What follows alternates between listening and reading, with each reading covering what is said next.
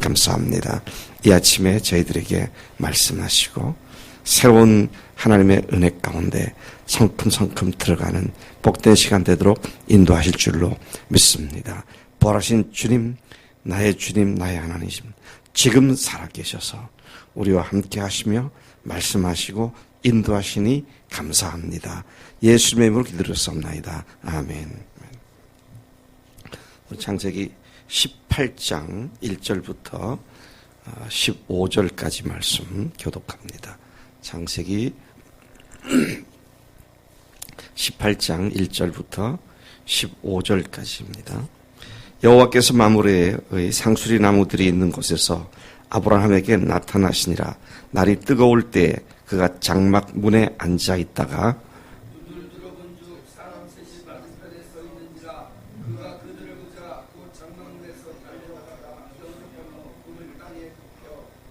이르되 내 주여 내가 주께 은혜를 입었사오면 원하건대 종을 떠나 지나가지 마옵시고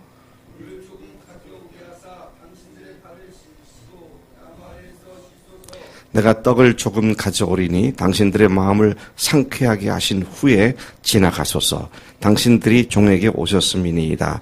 그들이 이르되 네 말대로 그리하라.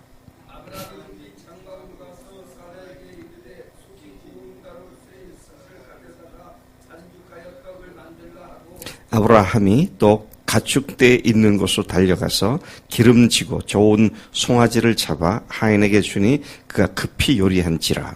아브라함이 엉킨 젖과 우유와 하인이 요리한 송아지를 가져다가 그들 앞에 차려놓고 나무라기에 부수었으며 그들이 먹으니라. 그들이 아브라함에게 이르되 네 아내 사라가 어디 있느냐 대답하되 장막에 있나이다.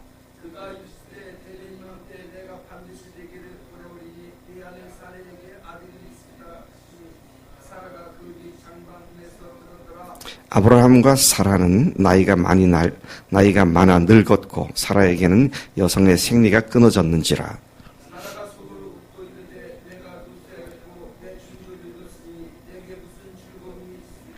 여호와께서 아브라함에게 이르시되 사라가 왜 웃으며 이르기를 내가 늙었거늘 어떻게 아들을 낳으려 하느냐.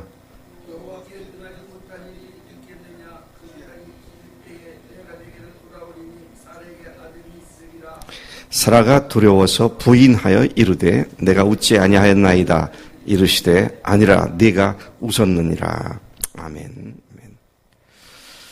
오늘 이 말씀에 보면 하나님께서 사라를 다루시는 내용이 뒷부분에 나옵니다. 얼마 전에 사라가 아브라함 당신 몸에서 난 자식이 약속의 씨가 된다 그랬으니까 내 몸을 통해서 난단 말은 하지 않았으니 하가를 취하세요. 막 그렇게 말을 한 것으로 이해가 되는데 오늘은 하나님께서 직접 사라가 낳을 것이다. 딱 부러지게 명확하게 언급하신 것을 우리가 보고 있습니다. 오늘 이 본문 말씀은 18장인데 17장에 하나님께서 아브라함에게 나타나셨죠. 그래서 그의 이름도 바꿔주시고 사라의 이름도 사레로부터 사라로 바꿔주시고 또 그들로 하여금 언약의 징표로 할례를 받으라. 그래서 아브라함이 99세에 할례를 행했다. 그렇게 말씀을 보았는데 오늘 같은 내용을 다시 풀어 쓴 것인지 아니면 거의 같은 시기에 다시 하나님께서 나타나시는지는 분명치 않지만 여기에서는 세 사람의 모습으로 천사로 그렇게 아브라함에게 나타나신 장면을 기록해주고 있습니다. 약간 잘 집중하지 않으면 아니 이게 도대체 뭐지? 그런 생각이 들 수 있는 표현들이 나옵니다. 왜냐하면 여호와께서 아브라함에게 나타나셨다. 그렇게 말씀을 하고 있는데요. 근데 세 사람의 지나가는 과객의 모습으로 나타나셨다. 그래서 그 천사들로 나타난 하나님의 모습을 기록할 때 그들이 복수를 쓰다가 다시 단수로 그분께서 그가 아브라함에게 이르시되 단수로 쓰기도 하고 또 뒤에 가서는 다시 또 1절처럼 여호와께서 아브라함에게 그러니까 단수로 쓰다가 복수로 쓰다가 천사의 모습으로 얘기하다가 사람의 모양을 가진 천사의 모습으로 얘기하다가 그런데 또 중요하게 여호와께서 이런 그 표현들이 쭉 나오는 것을 봅니다. 여러분 너무 헷갈릴 필요가 없고요. 하나님께서 우리가 삼위일체 하나님이실 뿐더러 당시에 사람들에게 나타날 때는 천사와 같은 형태로 나타나셨던 종종 그런 사건들이 있었던 것으로 미뤄보아 아브라함 때의 하나님 여호와를 구체적으로 처음 경험하는 상황이어서 이런 다양한 표현들을 쓰고 있구나 그렇게 생각을 할 수 있습니다. 키포인트는 나타나서 뭘 말씀하셨느냐. 사라가 아들을 낳아서 내년 이맘때에는 네가 아들을 갖게 될 것이다. 핵심은 그겁니다. 1절에 여호와께서 마므레의 상수리 나무들이 있는 곳에서 아브라함에게 나타나시니라. 구약에 보면 종종 상수리 나무가 나오죠. 다행히 상수리 나무가 무슨 나무인지 알아? 도토리 나무야. 상수리 열매가 도토리야. 도토리인데도 뭐 어떤 건 큰 것도 있고 작은 것도 어떤 건 길쭉한 것도 있고 어떤 짧은 것도 있는데 근데 그 도토리 나무의 일종인데 그러니까 도토리 나무란 말은 참나무과의 잎사귀가 굉장히 크고 무성하죠. 그러니까 상수리 나무라고 하면 광야 지대인 그곳에 푸른 잎사귀로 뒤덮인 그늘을 제공하는 그런 수풀이구나. 이런 개념을 갖고 읽으면 좋겠다. 근데 그분의 나타나신 모습이 여러 가지로 나타났다 그랬습니다. 물론 아브라함은 그분의 나타나신 모습은 천사 같은 모습의 새삼으로 나타나신 것을 보았습니다. 아브라함은 그들이 여호와 하나님인 것을 처음에는 알지 못했습니다. 그냥 지나가는 나그네를 두 글자로 말하면 과객이죠. 과객. 그런 정도로 알았습니다. 그래서 5절에 보니까 내가 떡을 조금 가져오리니 당신들의 마음을 상쾌하게 하신 후에 지나가소서 당신들이 종에게 오셨음이니이다. 행로의 뜨거운 햇볕에 지친 나그네들 이들을 좀 쉬어갈 수 있게 내가 편의를 제공하고 대접을 해야겠다. 그런 마음을 갖고 있는 아브라함의 모습을 봅니다. 얼마 전에도 말씀드렸지만 구약에 이웃을 사랑하라고 하는 구체적인 표현을 명시한 것들이 뭡니까? 과부와 고아와 나그네를 선대하고 대접하라. 놀래 보니까 나그네가 나타나는데 아브라함이 그 과객들을 극진히 대접하는 그런 모습을 보여주고 있습니다. 뭐라고 말하고 있습니까? 당신들의 마음을 상쾌하게 하신 후에 지나가소서. 당신들이 종에게 오셨는데 종이 어떻게 그냥 지나가게 하겠습니까? 잠시 쉬었다 가십시오. 그렇게 말하고 있는 것이죠. 우리는 여기서 상당히 중요한 교훈을 받게 됩니다. 지나가는 과객이라 할지라도 아브라함은 그들을 그냥 보내지 않고 극진히 대접한 모습을 볼 수 있습니다. 그가 어떻게 대접을 했는가 하는 것이 2절부터 8절까지 상당히 소상히 나와 있어요.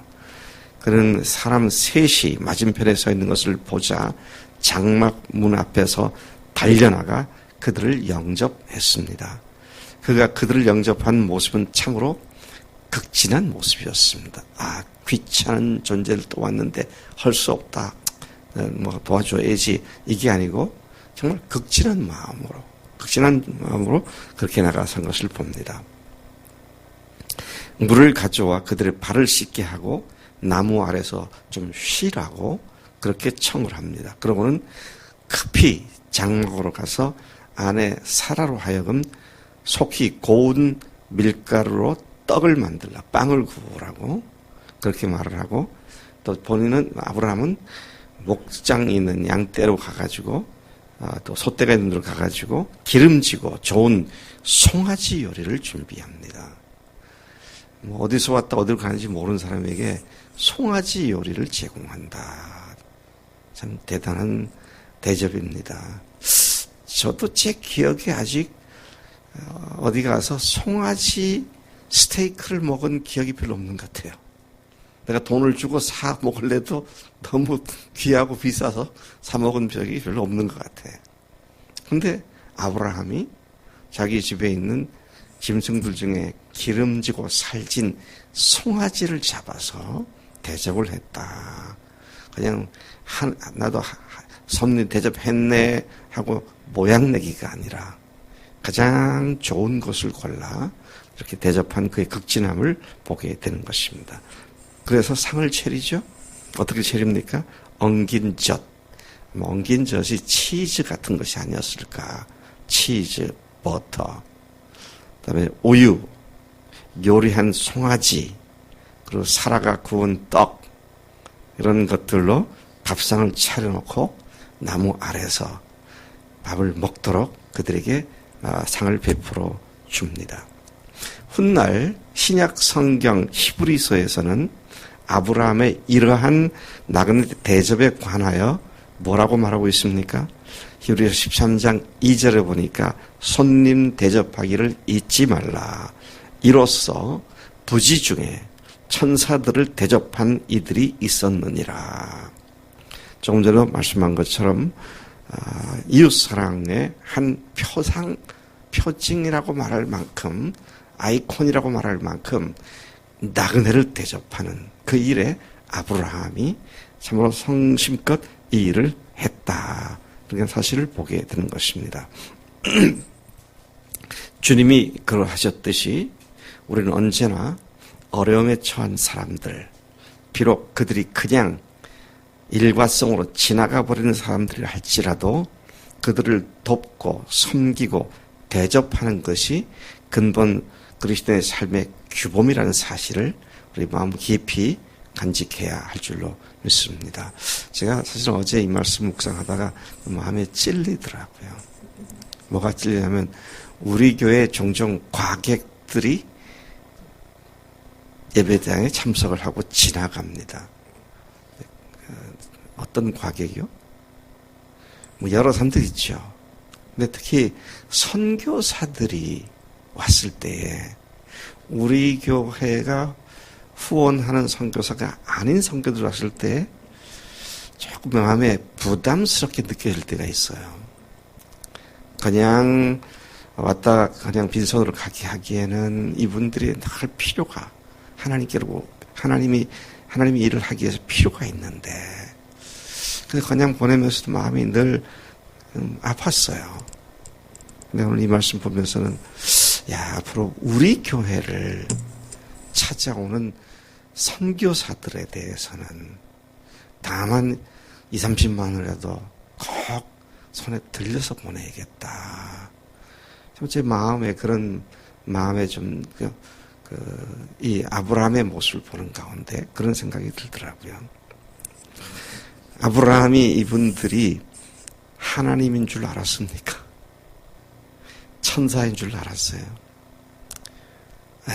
또 짐승 한 마리 죽여야겠구나. 이 광야에 물도 한번 떠다 발도 씻어야겠구나. 귀찮아. 그런 생각을 전혀 안 했던 것 같아요. 지극정성으로 그렇게 했던 모습을 보게 됩니다. 자, 이러한 대접을 한 아브라함에게 그 천사들은 그의 아내 사라를 찾습니다. 그래서 9절부터 15절까지가 그들이 사라를 찾아서 하는 이야기입니다. 그녀가 장막에 있다. 그렇게 아브라함이 답을 하죠.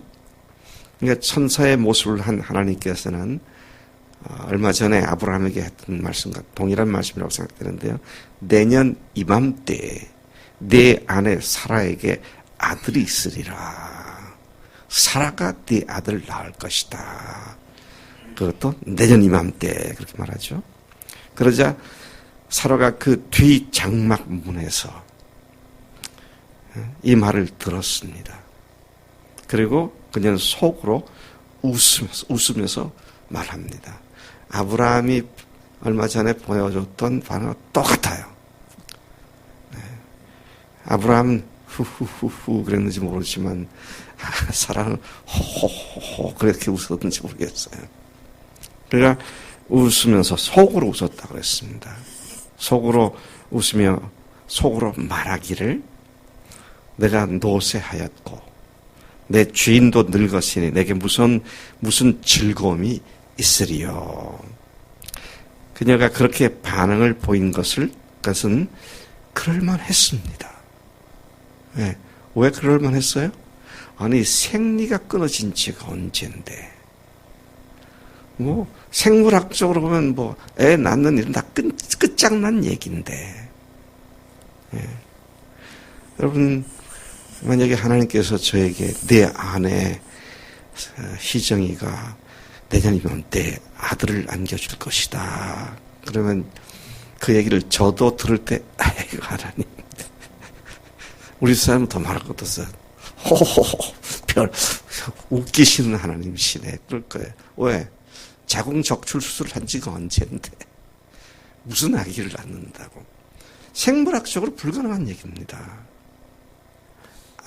사라가 자기 몸을 잘 아니까 아니 지금 내가 언제 생리가 끝났는데 이제 무슨 아들을 낳는다고. 여러분 우리는 상식에 근거해서 하나님 말씀을 판단하고 그 말을 우스개로 여길 때가 많습니다. 하나님의 말씀을 우스갯거리로 만들지 마세요. 그분이 하시면 하십니다. 그래서 이 천사들이 뭐라고 말을 합니까? 하나님에게는 능치 못한 일이 없으시다. 딱 그렇게 말씀하시죠. 네. 하나님에게는 능치 못할 일이 없다. 응? 이것도 어디서 들어본 말씀 같지 않아요?